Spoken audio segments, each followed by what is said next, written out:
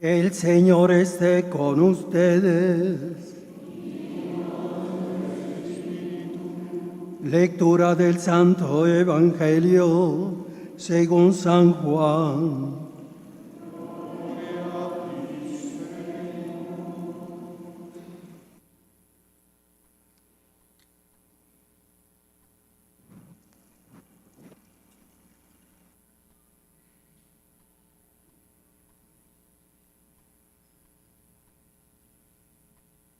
El primer día de la semana, María la Magdalena fue al sepulcro al amanecer, cuando aún estaba oscuro, y vio la losa quitada del sepulcro.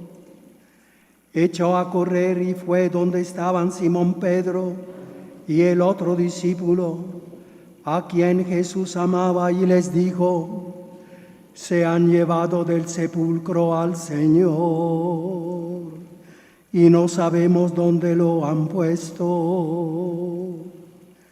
Salieron Pedro y el otro discípulo camino del sepulcro. Los dos corrían juntos, pero el otro discípulo corría más que Pedro. Se adelantó y llegó primero al sepulcro, e inclinándose vio los lienzos tendidos, pero no entró. Llegó también Simón Pedro detrás de él, y entró en el sepulcro, vio los lienzos tendidos y el sudario con que le habían cubierto la cabeza, no con los lienzos, sino enrollado en un sitio aparte. Entonces entró también el otro discípulo, el que había llegado primero al sepulcro, vio y creyó, pues hasta entonces no habían entendido la Escritura, que él había de resucitar de entre los muertos.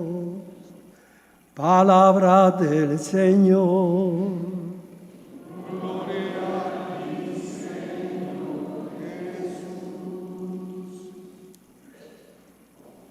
Niños y niñas, si todavía están despiertos, si ya están despiertos. La pregunta hoy es: ¿qué es la Pascua? Estamos celebrando la fiesta de Pascua. ¿Qué es? Es una palabra hebrea, pash, que significa paso. Recuerda el paso del ángel en el episodio de la liberación de los hebreos de la esclavitud de Egipto.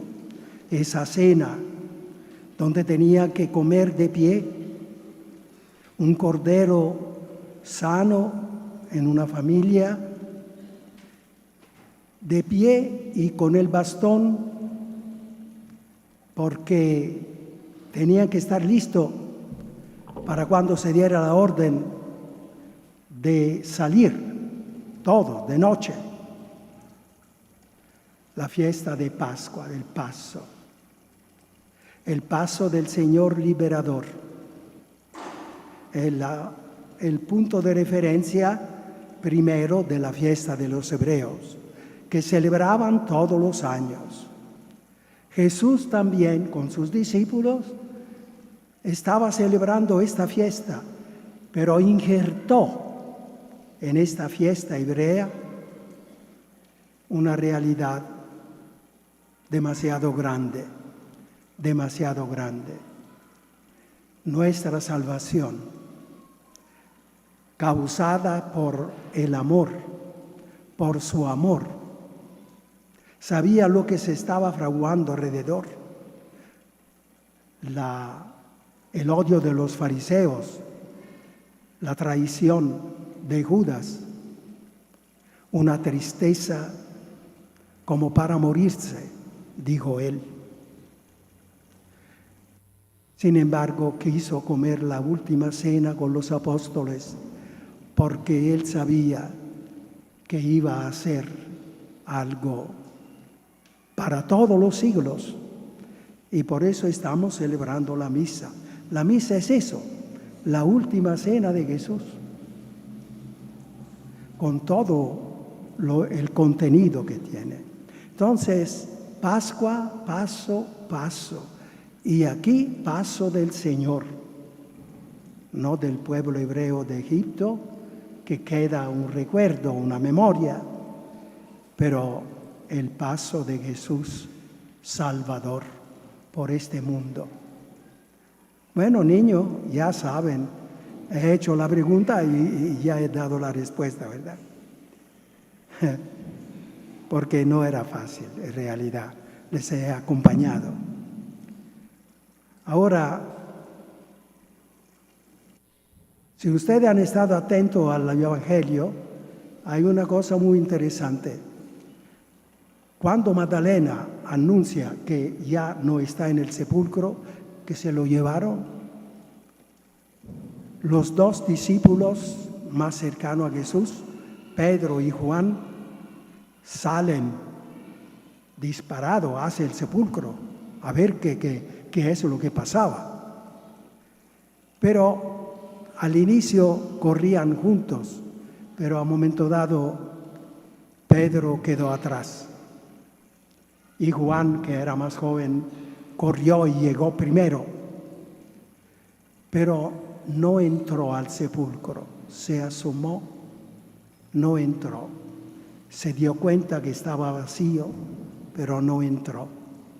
Viene Pedro, inmediatamente entra y a ver, y entonces entra también Juan. Este es el punto interesante, llamativo. Dice el Evangelio, Juan, en cuanto vio cómo estaban las cosas, creyó. El primero en creer en la resurrección del Señor. Porque Juan había sido el único discípulo que había ayudado a poner el cuerpo de Jesús en el sepulcro. Por lo tanto, él sabía exactamente dónde estaba puesto el cuerpo del Señor. Cuando entró y vio que la sábana estaba simplemente desinflada, dice la palabra griega, desinflada. Nadie la había arrancado, ahí estaba. Ocupaba todo el espacio. Y el sudario a un lado, donde estaba el cuerpo, la cabeza de Jesús. Entonces Juan inmediatamente, esto no se le ha robado, esto es Jesús que ha resucitado, que se ha salido de esta sábana. A propósito, les recomiendo de seguir la ciencia que está estudiando ya desde hace mucho tiempo la sábana santa. Eso ayuda mucho a entender todas estas cosas. Bueno, entonces la resurrección es un hecho. Para Juan, el testigo más cercano, la resurrección de Jesús fue un hecho. Jesús ha resucitado. Nuestra fe está fundamentada sobre hechos. Recordemos lo que dijo Papa Benedicto XVI. Nuestra fe está fundamentada sobre hechos. Y dice, pero nosotros no hemos visto. Pero la ciencia histórica hace que los testigos creíbles sean hechos. Y entonces nosotros creemos en el hecho de la resurrección. Juan es un testigo muy creíble. Y así todos los demás discípulos. San Pedro, la primera lectura. Nosotros hemos comido con él, resucitado. Y nos ha enviado a anunciarlo a todo el mundo. Los discípulos, que todos murieron, Todos sufrieron el martirio. Todos tuvieron esa fortaleza y esa seguridad. No eran loquitos. Era gente muy sana psicológicamente. Es que había visto el hecho y creían firmemente que Jesús había resucitado y que ellos también lo iban a seguir. Resucitado. ¿Cómo? Nosotros hoy podemos tener alguito más. La física cuántica algo más nos dice. Nos ayuda a orientar nuestra imaginación. Ellos no tenían nada de eso, pero estaban claros. Jesús había resucitado y como resucitado había comido con ellos. No era un fantasma. Nuestra fe es un hecho. La Semana Santa, la salvación, la vida, la pasión y la muerte y la resurrección de Jesús son obra de la Santísima Trinidad. Obra de la Santísima Trinidad. Esta reflexión la profundizamos en 3 puntos. Primer punto, el Padre. Dios, Padre, tuvo un sueño. El sueño de crear hijos, criaturas que gozaran de su misma felicidad, llenados de amor. Y creó todo el universo para el ser humano, que era el rey del universo. Y soñó que este ser humano, con su libertad, llegara a ser partícipe de su divina naturaleza. Y empezó el sueño. Casi 14.000 millones de años, el universo se fue evolucionando. Y cuando fue preparado completamente para el ser humano, también el ser humano fue creado. 6 millones de años, muy tarde en comparación con el inicio de la creación. Pero el Padre preparó todo para el ser humano y lo acunó como hace la mamá con su niño. Le dio todo. Le dio sobre todo la libertad, la capacidad de decirle sí por iniciativa propia. Esta es la libertad. Decirle sí al Señor, al Creador, por iniciativa propia. No obligados por iniciativa propia. El ser humano se fue perdiendo porque esta iniciativa propia a veces decía sí a Dios, pero muchas veces decía no. Y nosotros conocemos esta historia. Dios quiso atreverse a crear seres libres, pero así se van. No importa, no importa. Mejor crear hijos libres, no robots. Dios no creó robots, creó hijos libres con su libertad. Y que cuando es cierto que uno a lo largo de la vida puede fallar, y a veces mucho. Pero en estos días he oído ciertos testimonios que lindos, padres, papás, que al último momento quieren revelar a los hijos todo lo malo que fueron estos papás. Y le piden perdón a los hijos. Y piden perdón a Dios también. Pide perdón a la esposa. Lo que me contaron era un hombre. Este hombre hizo una muerte serena. Había descubierto todo. Había descubierto como Juan que Jesús había resucitado y que convenía decirle sí, al menos al final de la vida. Pero él decía que sentía una felicidad grande, y moría tranquilo, una muerte tranquila.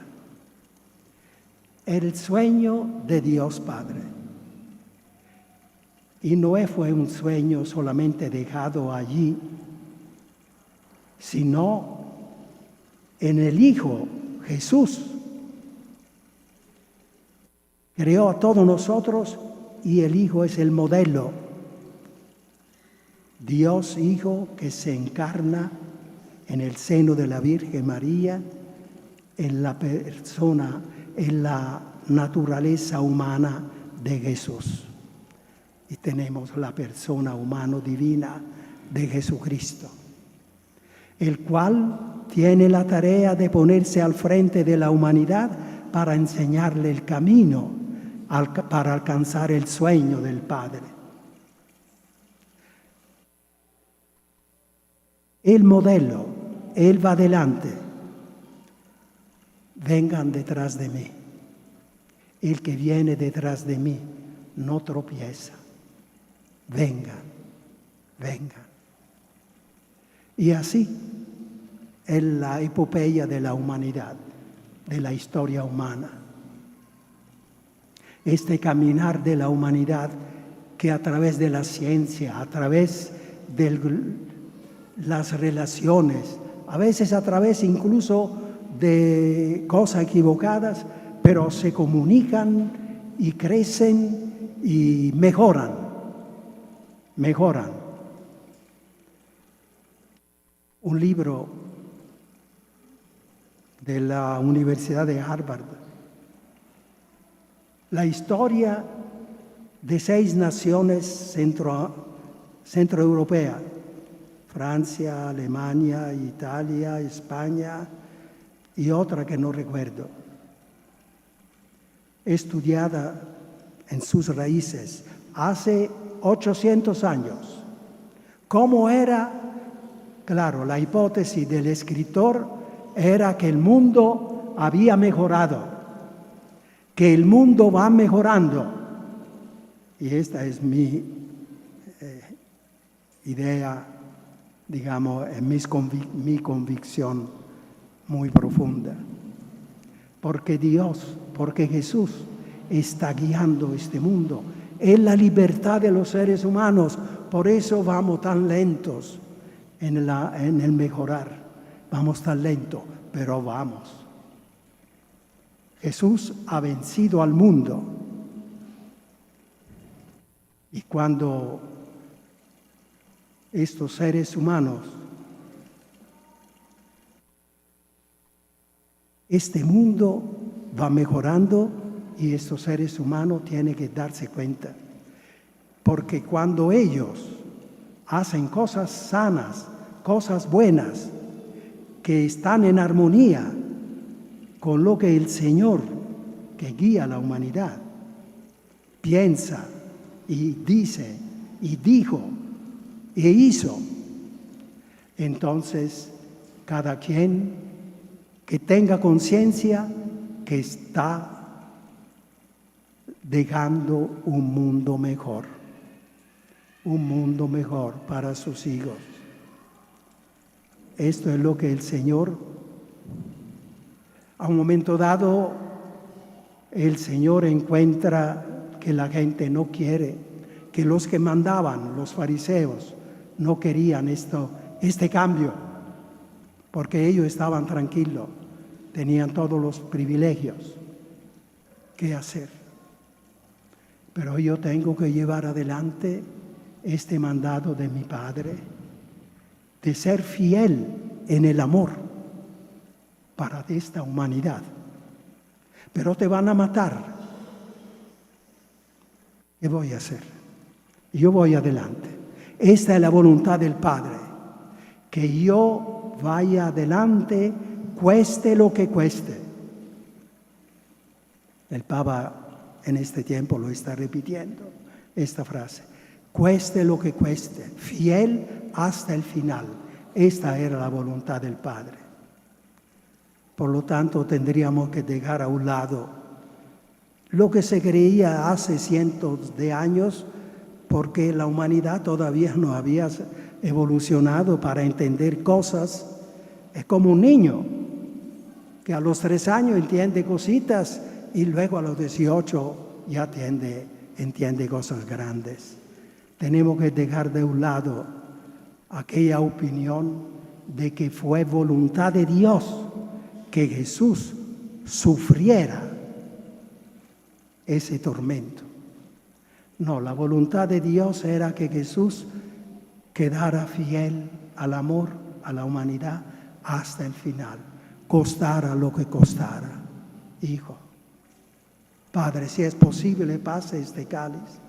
Hijo, estas personas que yo he creado libres para que me dijeran sí, me están diciendo no.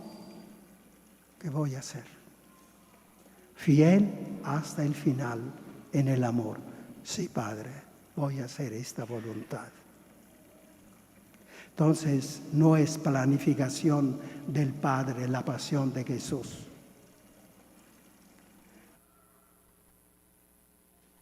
Es sobre la pasión, sí, hay que reflexionar y renovar para que Dios no aparezca nunca como fuente de dolor, fuente de sufrimiento, fuente de muerte.